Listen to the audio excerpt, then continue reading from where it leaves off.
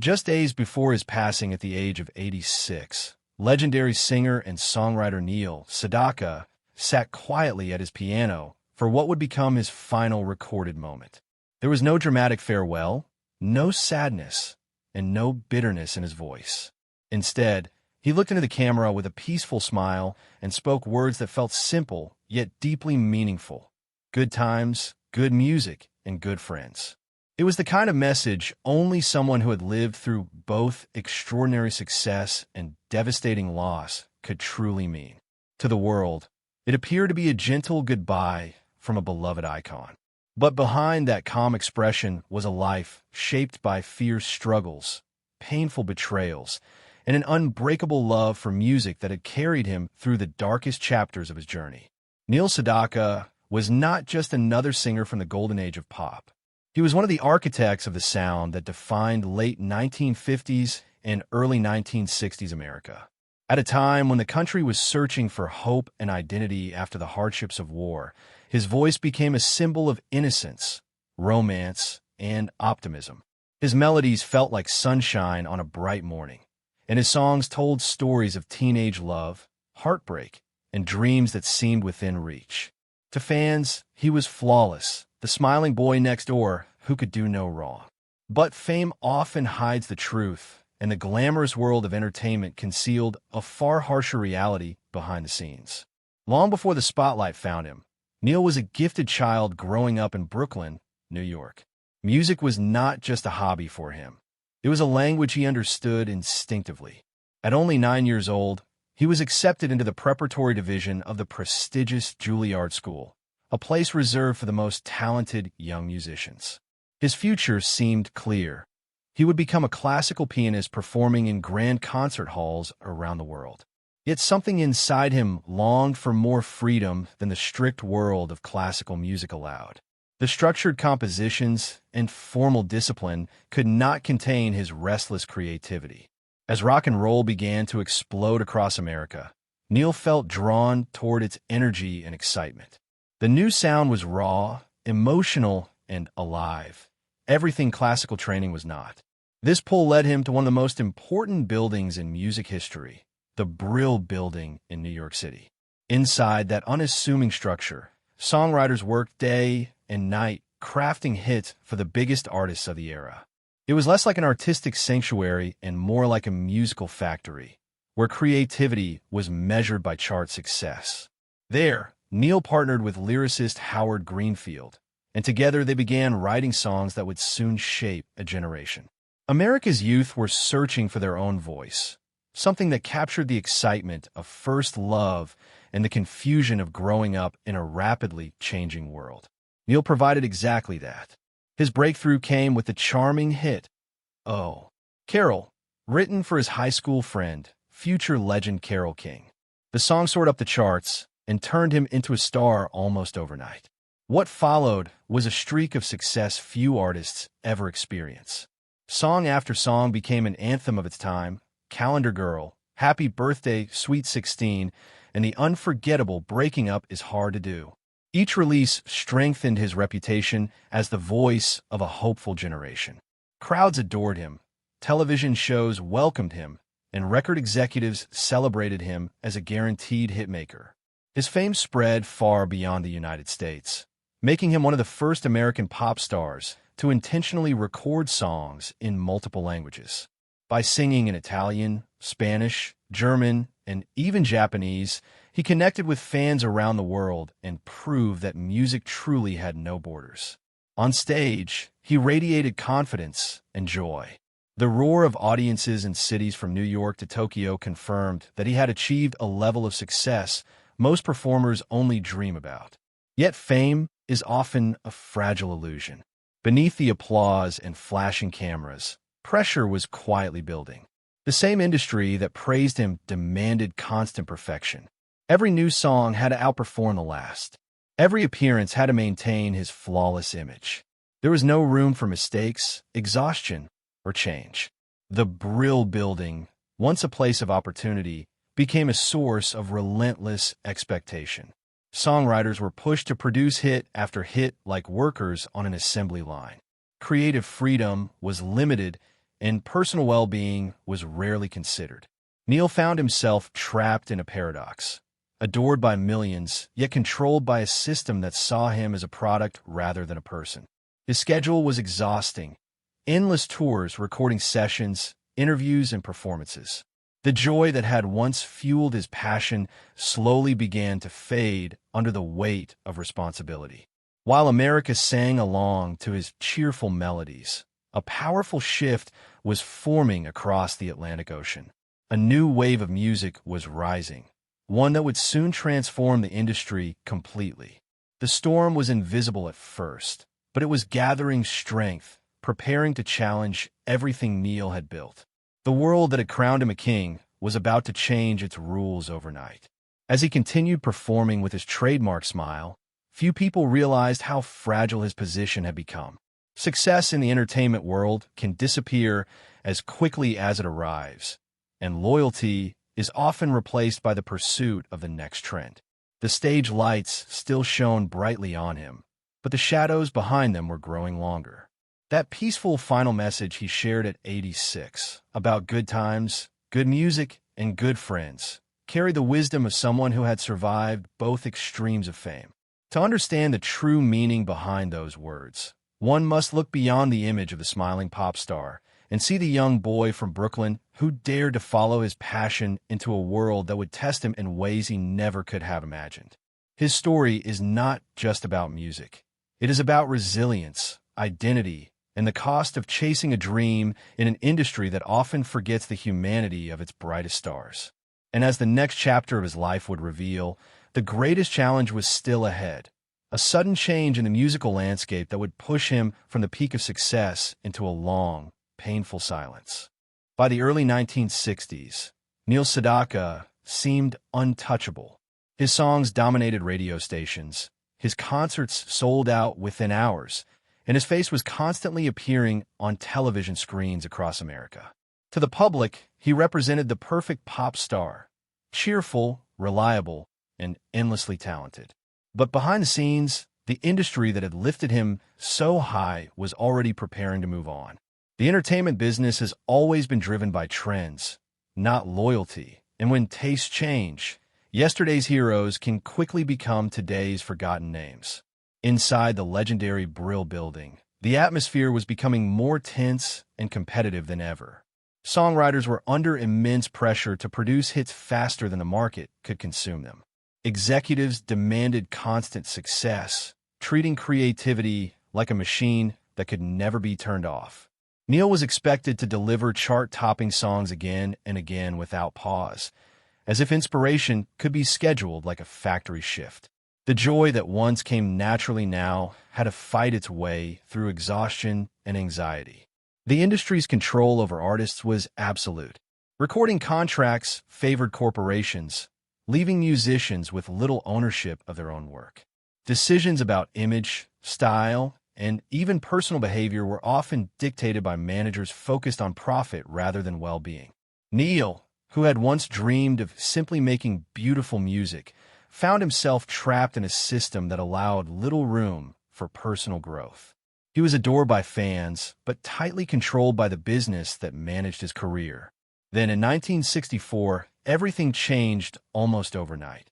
A cultural earthquake struck America when the Beatles arrived, launching what became known as the British invasion. Their sound was fresh, rebellious, and completely different from the polished pop that had dominated the charts. Young audiences were captivated by this new energy, and record executives quickly shifted their attention to the rising trend. The innocent love songs that had made Neil a superstar suddenly felt outdated to an industry obsessed with novelty. The shift was brutal. Songs that once guaranteed success were now dismissed as relics of the past. Executives who had praised him for years began questioning whether he still had a place in the new musical landscape. It was not gradual decline, but a sudden collapse, as if the ground beneath him had disappeared. RCA Records, the powerful label that had built a fortune on his voice, made the shocking decision to drop him from their roster. There was no farewell celebration, no acknowledgement of his contributions, just silence. One day, he was selling millions of records, The next, he could not even secure a new contract in his own country. Phone calls went unanswered, meetings were canceled, and opportunities vanished. The industry that once treated him like royalty now acted as if he no longer existed. For an artist whose identity was built around music, the rejection was devastating. The applause that had filled his life was replaced by a quiet emptiness that felt almost unreal. Fame can create the illusion of permanence, but in truth, it is fragile. Neil discovered that success does not guarantee security, especially in an environment driven by profit. The same executives who had demanded endless hits now blamed him for failing to adapt quickly enough to changing tastes. It was a painful lesson in how disposable artists could become once their commercial value declined. As months turned into years, the silence grew heavier. Without a major label to support him, he struggled to release new music or reach audiences. Performances became rare, and the spotlight that once followed him everywhere faded away. For someone who had lived under constant attention, obscurity felt like exile. Yet even during this difficult period, his love for music did not disappear. He continued writing songs, pouring his emotions into melodies that reflected both hope and heartbreak. The experience forced him to confront a difficult question: who was he without fame? For years, his identity had been tied to public recognition and commercial success. Now he had to rediscover himself as an artist rather than a product. It was a painful but necessary transformation, one that would ultimately shape the rest of his life. Meanwhile, the industry moved forward without looking back. New stars emerged, new sounds dominated the charts, and the story of Neil Sedaka seemed to belong to another era.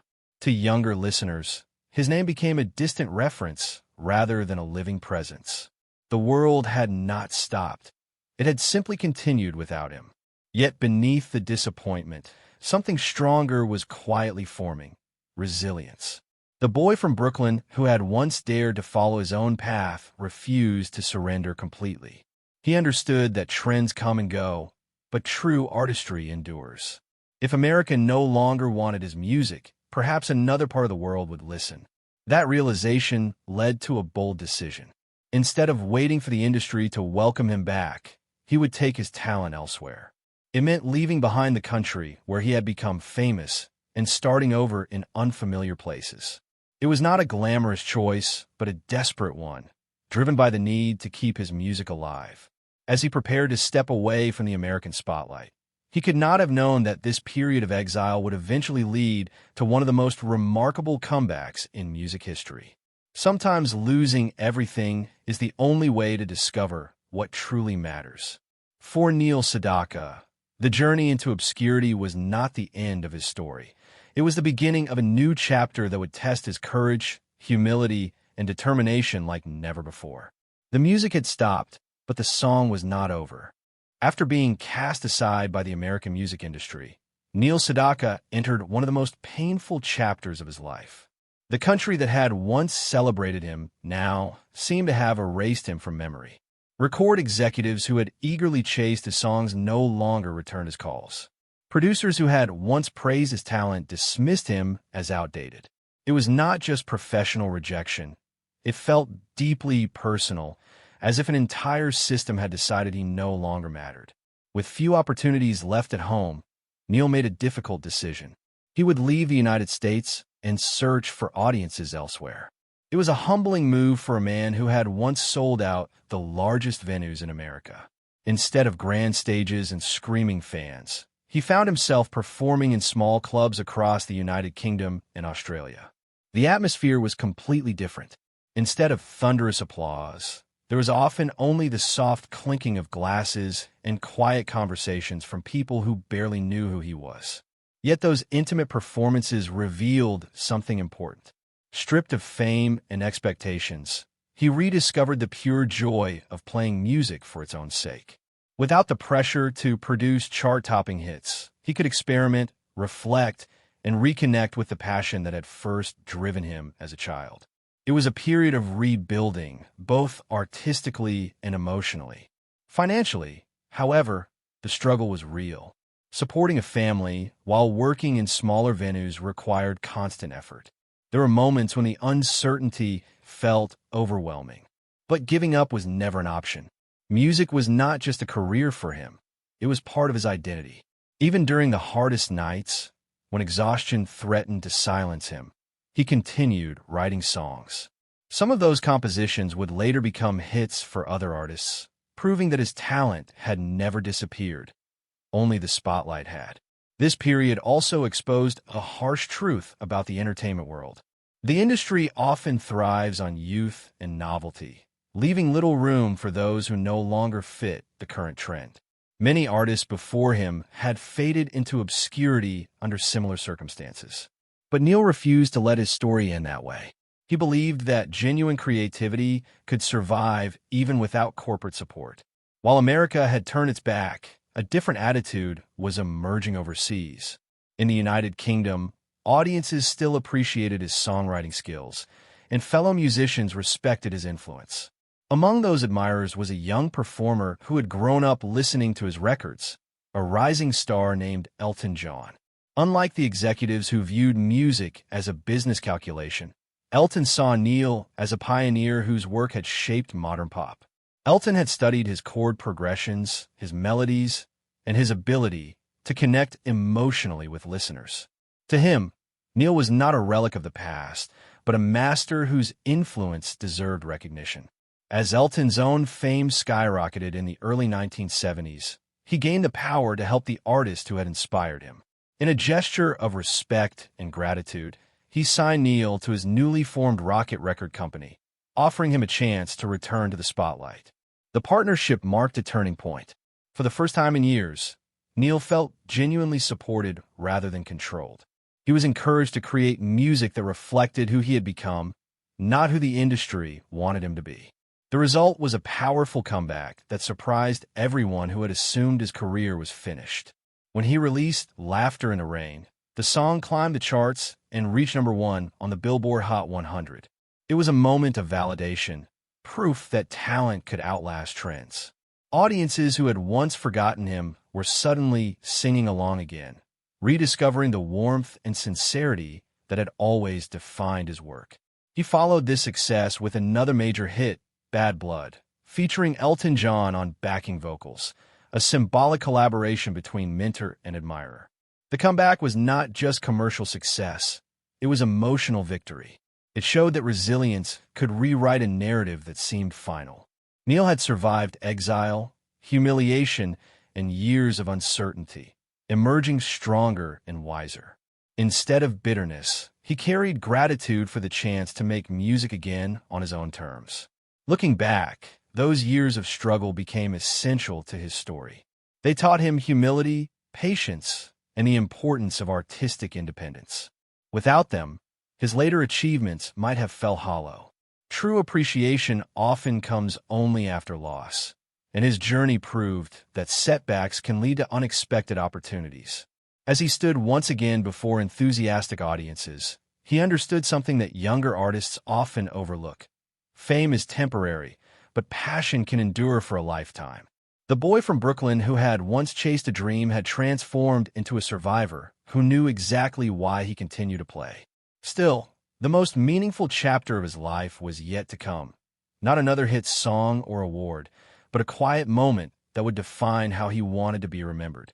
Decades after reclaiming his place in music history, he would face the end of his journey with the same grace that had carried him through its darkest days.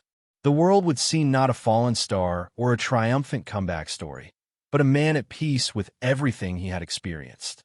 In the final chapter of his life, Neil Sedaka was no longer chasing charts, contracts, or public approval. He had already experienced the highest peaks of fame and the deepest valleys of rejection. What remained was something far more meaningful, a sense of peace earned through decades of perseverance. While many artists grow bitter about the industry that once controlled them, Neil chose a different path. He focused on gratitude rather than resentment, on music rather than memories of betrayal. As he grew older, he watched the world change once again. New generations discovered music through technologies that did not exist when he began his career. The spotlight moved to younger performers, just as it had decades earlier. But this time, he did not feel threatened or forgotten. He understood that every era has its own voice. Instead of trying to compete, he embraced his role as a living piece of musical history, a reminder of a time when songs were crafted with patience and heart. What made his story remarkable was not just his comeback, but his ability to forgive the system that had once discarded him. The entertainment industry can be unforgiving, driven by profit and trends rather than loyalty. Yet he refused to let anger define his legacy. He continued performing, recording, and sharing his love for music with audiences who appreciated the authenticity that had always set him apart. For him, success was no longer measured by sales or awards, but by the joy he felt when his fingers touched the piano keys. Then came the moment that would become his final message to the world. At 86 years old, just days before his passing, he sat at his beloved piano and recorded a simple video. There was no elaborate production, no dramatic speech, only a man and the instrument that had been his companion since childhood. Looking directly into the camera, he spoke softly about the things that mattered most. Good times, good music, and good friends. It was not a farewell filled with sadness, but a celebration of a life fully lived. That quiet performance carried the weight of his entire journey.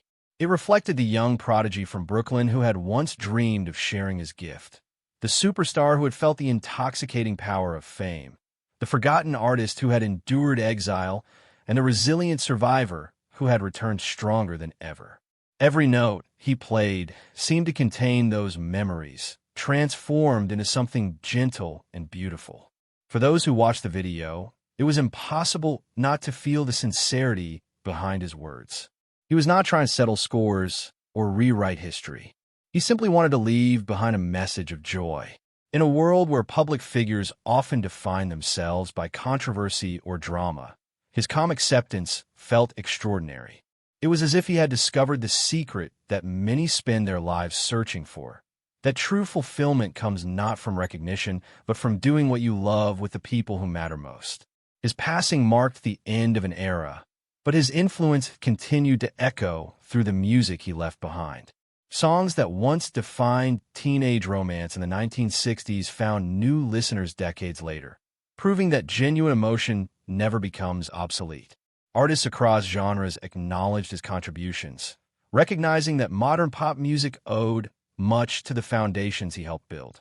He was not just a performer, but a pioneer whose work shaped the language of popular song.